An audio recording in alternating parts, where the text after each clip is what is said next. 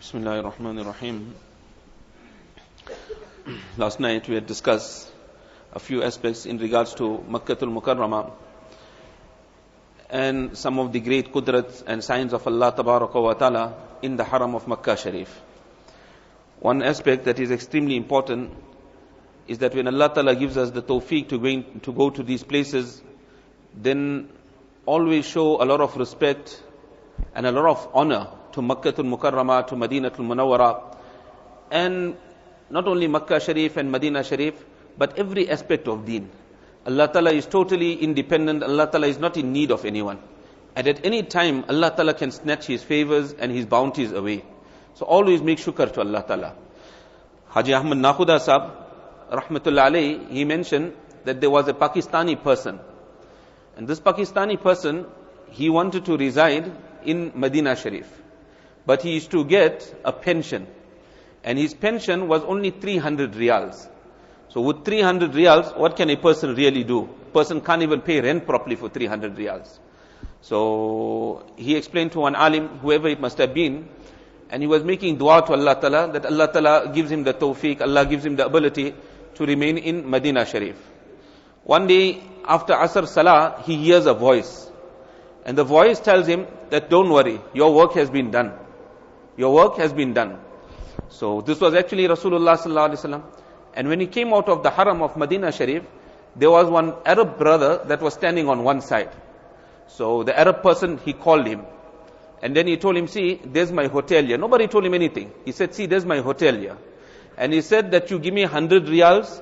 And in the 100 riyals that you give me, I will give you accommodation also, your food also, everything is taken care of. But that Maulana that told him that inshallah you'll get your place, he told him, don't criticize the people of Madinah Sharif. Don't pick on the people of Madinah Sharif. That is the condition over here. So he stayed there, he was very, very happy. But after some time, when we get too used to the place, then we start finding faults. This problem is here, that problem is there, start criticizing the people. So he forgot about it and he started criticizing. One alim, he passed away now, Allah Ta'ala gave him Jannatul Firdaus. He was a young boy and he used to go for Umrah. Every few months he used to go for Umrah. So one day I asked him when he was still very young, I said, every few months, mashallah, you go for Umrah. He said, see, I rather prefer going from here, but I won't settle down there. I said, but everyone's desire is to settle down there. He said, when you stay there, then the greatness and the azmat of the place, that comes out of the heart of the person. You get too used to that place. So he said, I rather go every few months, I'll pay the money. I'll go for the 1-2 weeks, I'll respect Makkah Sharif, I'll respect Madinah Sharif, but the greatness will remain in my heart. So when he started criticizing people, one day after the Asr Salah, he heard the same voice. And the same voice now told him, Kam bakhat nikal jao. Now come out of here. Now we don't need you over here. When he came out of the Haram, then the same Arab was standing in that corner. And that Arab called him, he said, take your goods and move now out of Madinah Sharif, otherwise I will get you locked up. So he took his goods and he left immediately. He went back to Pakistan. When he came to his house in Pakistan, his wife, his children, they didn't allow him inside the house also. See, when we start picking on the people of Madinah Sharif, this is a very, very Mubarak place. Makkah Sharif is a very Mubarak place. This is a place of Nabi alayhi salatu wassalam.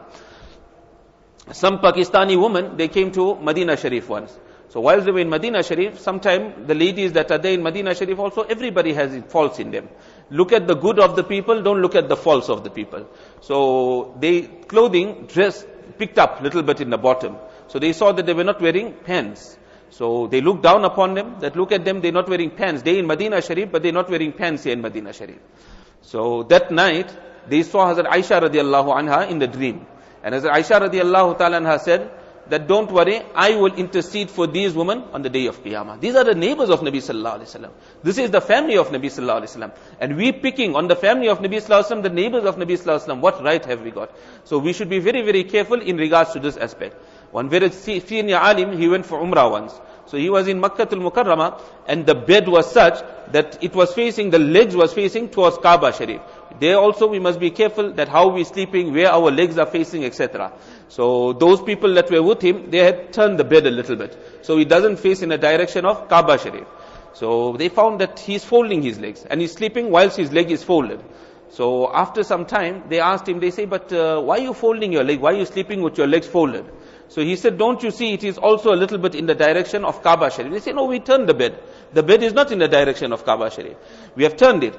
So then he said that, see, although it is not 100% in the direction of Kaaba Sharif, but to some extent it is still. At night, if you stretch out your leg turns, it's going to face in the direction of Kaaba Sharif. That is why the masla also comes, that if a person is performing salah in a particular area, and a person didn't know the Qibla, so if you go 45 degrees off, and later on you find out that this was not the actual Qibla, but long as it is within the 45 degrees range on either side, your namaz is accepted, your namaz is valid. That's why when a person is building his house and is building a toilet also, it must be more than 45 degrees away from the actual Qibla. So how particular they were. One person, he was in Makkah Sharif. It was Hajj time many years ago. And we know Hajj time, they put all the prices up. So normally to go from Makkah Sharif to go to Azizia, normally about 50 riyals they charge you, maximum 30 riyals, 50 riyals. So they had come to Makkah Sharif to perform Umrah that one night from Azizia, because they stay in Azizia. So after making Umrah, the taxi was there. So the taxi they told the taxi, we want to go to Azizia, how much you'll charge? So the taxi said 300 riyals. Now look, where's 30 riyals and where's 300 riyals? 10 times the amount. So this person, he paid the 300 riyal because he had no option. He had to get back to Azizia. But he was very hurt. So in his mind, he made this niyat. He said that I don't need to come here. I'll perform my Hajj and finish, then it's over. The moment he made that niyat, finish. It was sealed off. He didn't get the tawfiq, he didn't get the ability to go back again to Makkatul Mukarramah. Then after some time, he was a man that always went Makkah Sharif. So after some time, the thought came to his mind that, everybody is going and I'm getting left behind. So then he remembered that what did I say at that time when I paid the taxi driver the money. So he made a lot of tawbah to Allah Ta'ala. He turned to Allah Ta'ala that, oh Allah, this won't happen again. And then Allah opened the way, then again Allah Ta'ala gave him the tawfiq of going for Umrah. I'll just terminate on one last incident. That Haji Ahmad Nakhuda Saheb, he mentioned this incident as well. He said that in Madinah Sharif, everything is beautiful. And he said even the cats of Madinah Sharif, they are so beautiful, those cats of Madinah Sharif. So he says one person, he came from Pakistan, and he took one cat of Madinah Sharif and he took it away to Pakistan. So when he was in Pakistan, that night he saw a dream when he reached Pakistan. And in the dream, the cat is in the Rawza-e-Mubarak. And the cat is crying, Ya Rasulullah, he took me away from Madinah Sharif. Next morning he got up, he realized I made a mistake. He got back into the flight, he brought the cat back to Madinah Sharif and he left the cat in Madinah Sharif. So when we go to these places, be very, very careful. The ihtiram, the respect of Madinah Sharif. There's no time to go into the details of Imam Malik rahmatullahi and many of our akabirin. They wouldn't even walk with their shoes in Madinah Sharif. That perhaps this is the place where Nabi Sallallahu Alaihi Wasallam put his foot. How can I walk here? And that time it wasn't marble and all these tiles and all that. Those were the days when there were stones there. And many of them used to get cut with the stones, etc., under their feet. But so much of respect. There were those that never even relieved themselves in Madinah Sharif. They went out of Madinah Sharif, they relieved themselves, and then they came into Madinah Sharif. Allah Ta'ala give us the respect and honor of these places, inshallah.